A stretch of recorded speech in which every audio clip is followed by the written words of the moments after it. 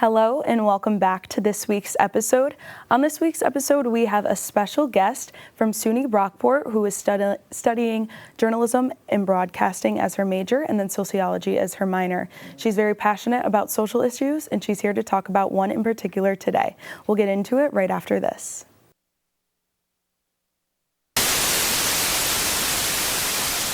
This is Brockport Writers Forum. Good morning. We're very pleased to have with us today Derek Walcott. Our guest today is John Barth. Our guest today, Rita Dove. Welcome Grace Paley to Brockport. The writing of Isaac Bashevis Singer. The poetry of Robert Hayden. Our very special guest today, Lucille Clifton. Nadine Gordimer. The poetry of Anne Sexton.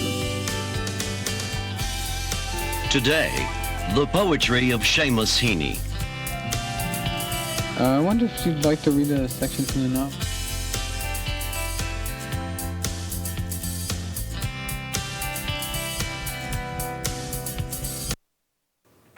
Our guest today is Madison Scott. Welcome, Maddie. Thank you so much for having me. How are you? Good, how are you? I'm doing great. Happy to be here. Yes, thank you for being here. I'm really excited. So, as I said, you are a major in journalism and broadcasting with a minor in sociology. Mm-hmm. How did you get into this, and what did these impact you being aware of social issues? Yeah, so I love sociology, so I've been using my minor and my major to report on different social issues that I've been learning about in sociology class and stuff like that. Yeah, is there one in particular that you would like to talk about today? I know. Yeah, so the one I've been looking into a lot actually is what sociologists now call the missing white woman syndrome. So that's basically, it kind of talks about the disparities in media coverage and police resources for missing Black and brown women, children, men, and how those disparities differentiate from a white woman who goes missing. There's actually a study done by Plus One that I was looking at, and this was in 2018. And so one of their figures that stood out to me the most was it shows that Black children are 2 times as likely to remain missing than any other children. And then another quote by them that really stood out to me was, an extensive body of research suggests that disparities in the media coverage and are patterned according to social categories such as ethnicity and race, gender, religion, and sexuality. A general finding is that in each of these categories, minorities receive less coverage. So, you don't have to be a sociologist to really see. You can turn on the news, or any big missing person's case usually is a white woman. So I've always seen that growing up, watching the news, being interested in true crime, and so I wanted to look deeper into that once I got to college. Yeah, definitely. You're using your major and minor for good. And so you say that you've been into this since you were younger. Is this something that you have thought about pursuing in the future, or what? Yeah, so I've always been very interested in true crime and stuff like that. And so when I got to school here, what really started all of this for me was the disappearance of Gabby Petito earlier this year. And that was huge. All over social media, all over the news, all over TikTok. And to be quite frank, it was basically all the immediate attention that helped solve her case. Mm-hmm. And so that got me thinking wow, I wonder how many cases are here in Monroe County that don't get this media coverage. And so once I started looking into that, I realized there are so many unsolved cases here, either unsolved homicides or missing person cases who I've never even heard about, or there are some that haven't even got any news, haven't even been on the news at all. Mm-hmm. So that was just really crazy to me. So I started, last semester I started covering these different cases on an online web publication. Yeah, the Gabby Petito case I know is very nationally recognized. Mm-hmm. Everyone knows it. Everyone was talking about it. I feel like I couldn't go on any social media site without seeing it. And I'm glad that ended up solving her case. But I do know that if she wasn't of the, not standard that she was at, but if she wasn't the type of person that she was, having a social media following and being just like a younger Yeah. white woman, that she probably wouldn't have gotten it solved that easily. Yeah. Is there any cases that you've been studying that you see? Oh, yeah. So, of course, I mean, there's so many different reasons why I think cases get more coverage than others, but like for hers, for Gabby, she was like this big YouTube star already. She already kind of had a following. So I think that definitely plays into it.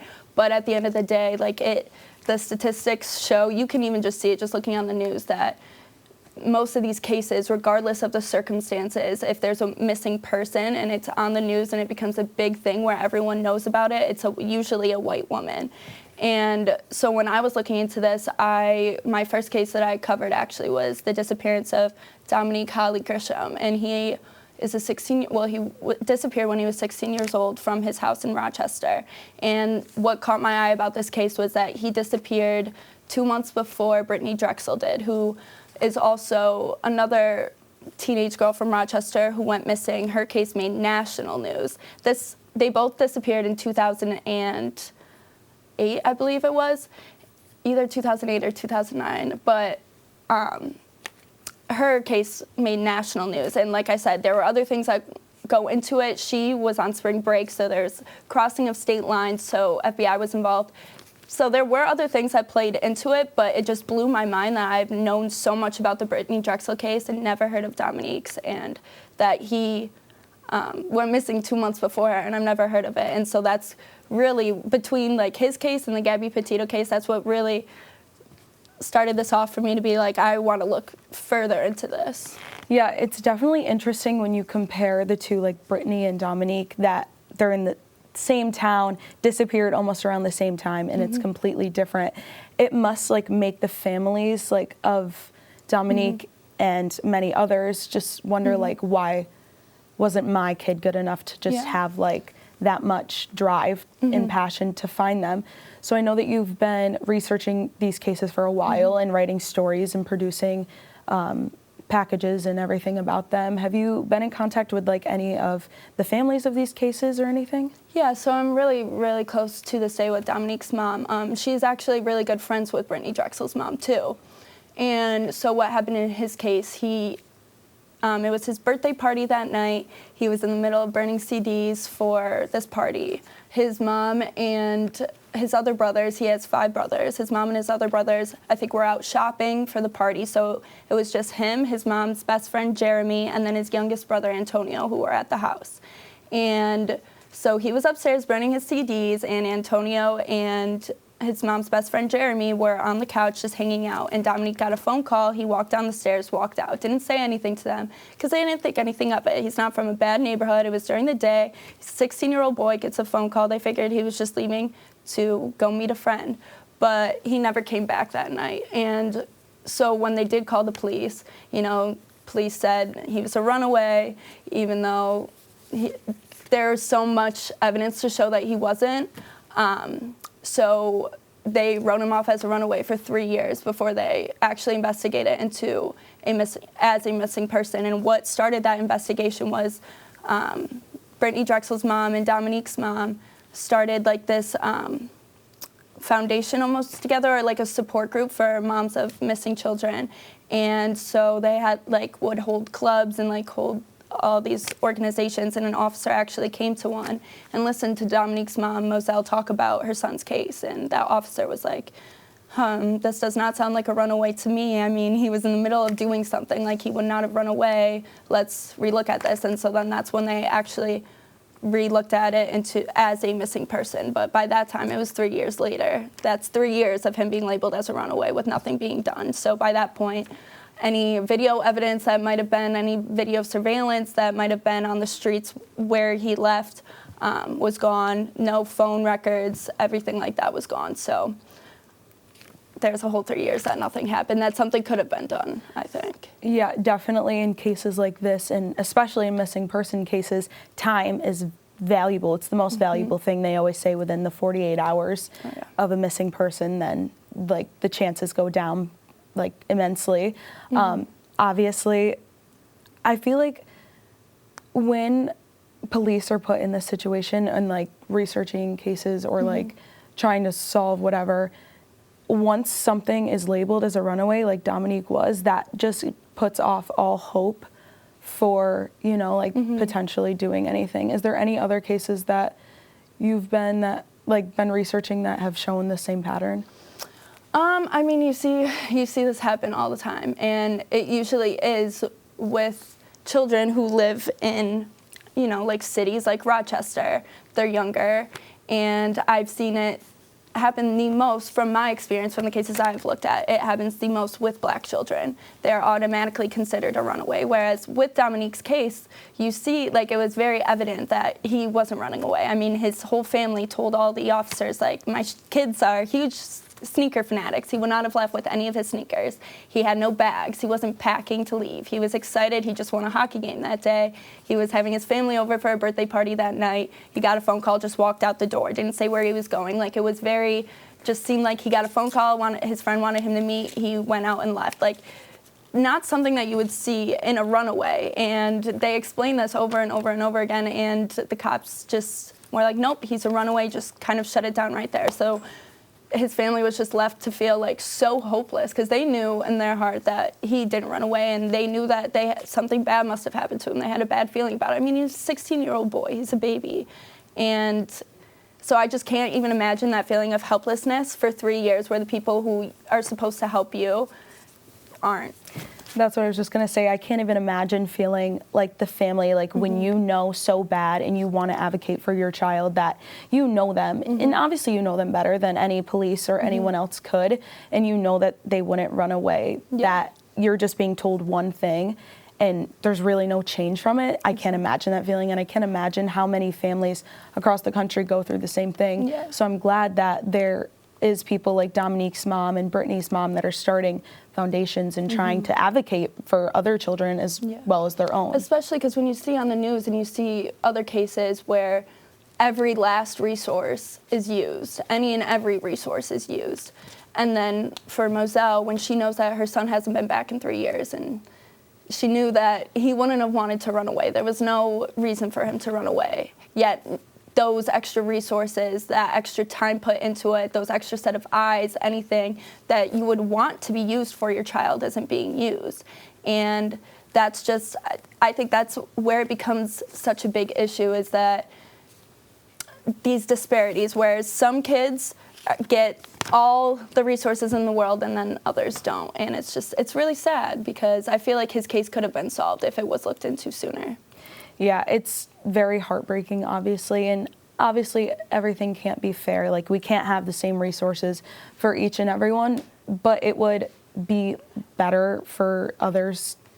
It would be more impactful if every case was treated the same without, And you have to look into the reasons of why they aren't being treated the same, because there's stereotypes, and I think that plays a huge role into it. Whereas, because I even asked my dad, who's a police officer, if I went missing under the exact same circumstances as Dominique, would I have been labeled a runaway? And my dad said no.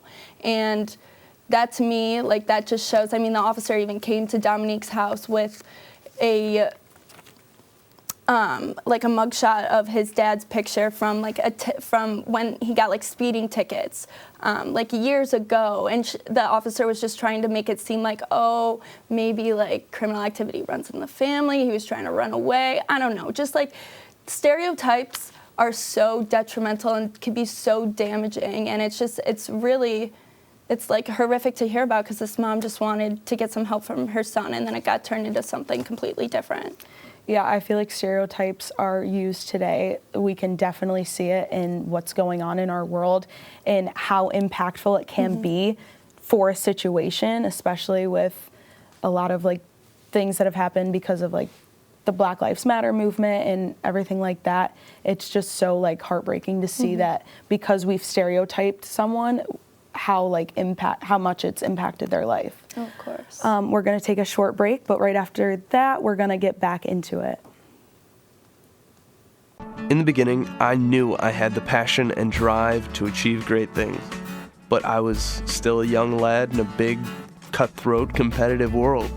I was missing something that could give me access to opportunity, something that could open doors to my future, something that could get me started in the real world. It soon became clear I was looking for the key to success, and I found it at the College of Brockport.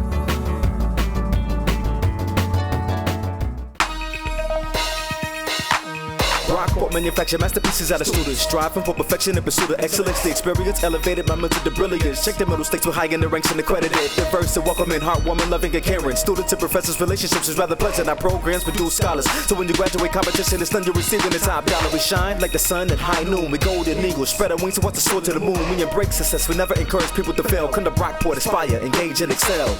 My name is Amin Patah, and I attend the college at Brockport. Welcome back. So before the break, we were talking to Madison Scott about her research in social issues such as the missing white women syndrome and cases such as Dominique and Brittany. So I wanted to just ask you, because you've been researching Dominique's case for so long and you know it inside and out, you talk to the family members and you have a very good relationship with them. If you think that in his case in particular, it was treated differently than how it should have been. In my honest opinion, I genuinely do think it was treated differently. And I mean, for a lot of different reasons. I even went and sat down with officers at the Rochester Police Department. Now, these weren't officers who are on his case in particular, but these two specific officers, they are on the Unsolved Cases Unit as a whole. And I asked them, like, how are these cases handled, especially with cases like Dominique, who he's been missing for 13 years now. How do you continue to look over these cases, especially when new ones are coming in? Like, how do you make sure you're still looking at these and still investigating them even after 13 years?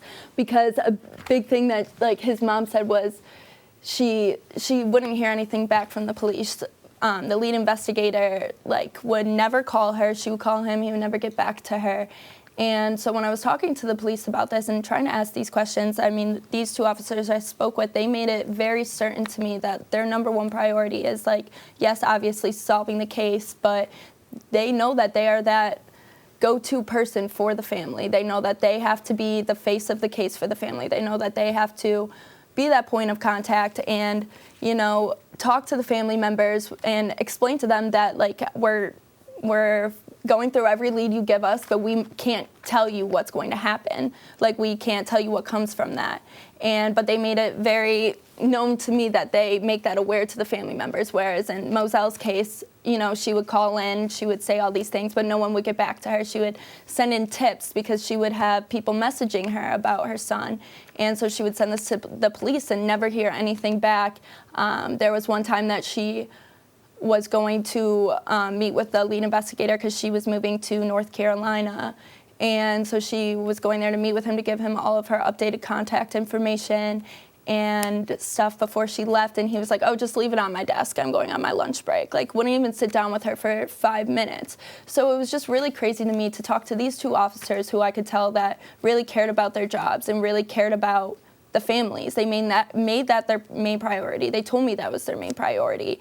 And so it was just really hard for me to see that that wasn't in Dominique's investigation. That particular investigator, that wasn't his main priority. He genuinely didn't really care about the family. He wouldn't call them back. He didn't even give Moselle 5 minutes. And I mean, there's a lot that goes into that, obviously. I mean, police have a bunch of different cases they're working on, but I think that he could have just been way more. When your son goes missing, I mean, if you're a mother, like, that's the worst thing possible in the whole world. And as a police officer, I feel like you should know that. And you should know how to console families. And you're the person that they're looking to make sure that you help them find their child. And when you are acting like you don't care, that's just, like, the worst feeling in the world. Like, when he came to the house with a mugshot, and then he was with Dominique's dad's mugshot, and then he was asking Moselle if all of her children had the same dad. Like,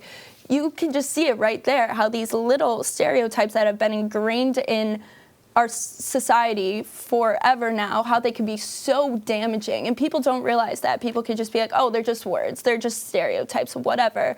But it comes to a point, especially in situations like these, where these stereotypes are so detrimental and damaging, and they aren't just words. They aren't just whatever. Like, this is real stuff, and it affects real people's lives. Yeah, I think the stereotypes can be the difference between if a life is saved or if it's not, and if we could figure out cases.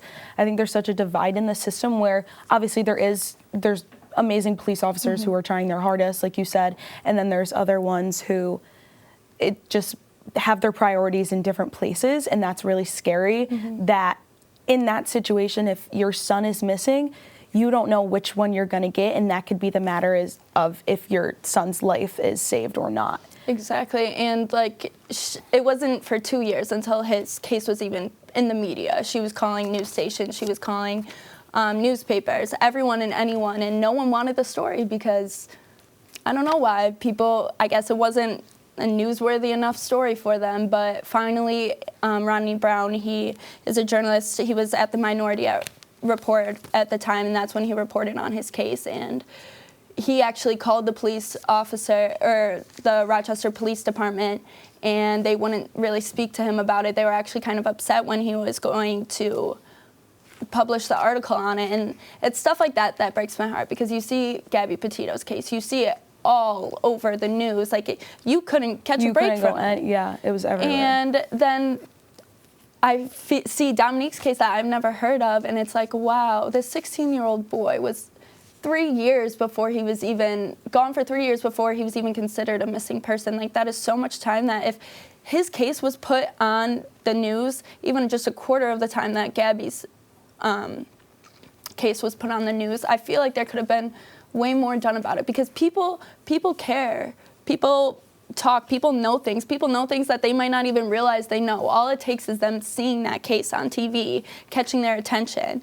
And just like with Gabby's, like, it was the public that helped her case get solved. So it just makes me think of all the other cases that if they even just got a quarter of that time, what a difference that could make. I feel like the littlest thing can make or break these cases, and if they have the ability to be shown and the public to know about it, obviously the public's going to help, because once you're getting the word out, that's how news spreads, and that's how people are found, obviously.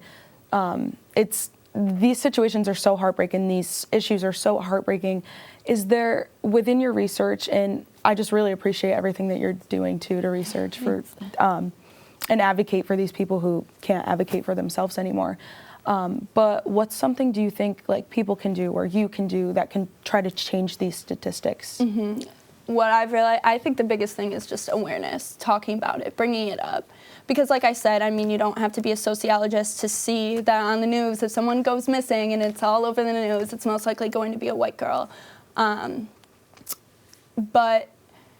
I don't know, I feel like this has been something that has been going on forever. People have been talking about this forever, but it's not the right people talking about it. So Gabby Petito, I think this brought the missing white women syndrome social issue to light even more, because more people were talking about it, more people with bigger platforms were talking about it. And honestly, I think that's what needs to be done, because I don't know, I feel like in our society, we all kind of live in our own little imaginary world. We all live through our own lived experiences. It's kind of hard to go outside of that. And so me, before looking into this, I would want to think like, oh no, that's not a real thing that happens. Like police, if someone goes missing, they're going to handle that case no matter if you're black or white or anything. Like that's how you want to think. That's my experience, because I'm white. So I know that if I would have went missing, I would have had everyone looking for me.